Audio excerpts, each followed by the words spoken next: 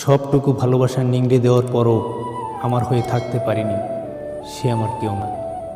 তাকে ভেবে কষ্ট পাওয়ারও আমার কিচ্ছু নেই। সময় আর প্রয়োজনে যে মানুষটা আমাকে ছেড়ে গেছে, সে আমার কাছে শুধুই অতিথি পাখি। আর অতিথি পাখি কখনো থাকতে আসে না, শীতের শেষে ঠিকই চলে যায় প্রয়োজনে। যতই মায়া দিয়ে বন্দি করতে চাই না কেন, যে যাবে তাকে আটকানো যাবে না। যাবে মানে সে যাবেই।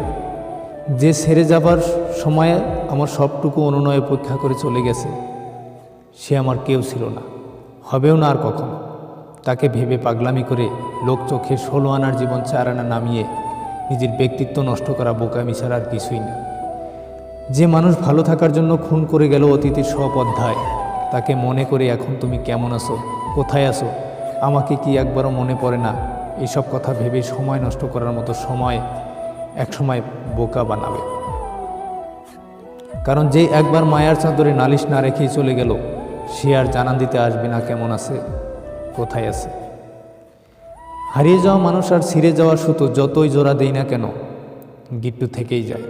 যে মানুষটা মায়া না খেয়ে বিশ্বাস খেয়ে দিয়ে চলে গেল, তার পিছনে ছেঁচড়ার মতো লেগে থাকা আর বনের পাখিকে পোষ মানিয়ে খাঁচায় বন্দি করা একই কথা।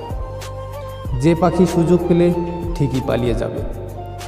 ভাঙা আয়নায় নিজেকে বিভৎস ভেবে না দেখে জীবনকে আয়না ভেবে আয়নার শোক ভুলে যাওয়াই শ্রেষ্ঠ।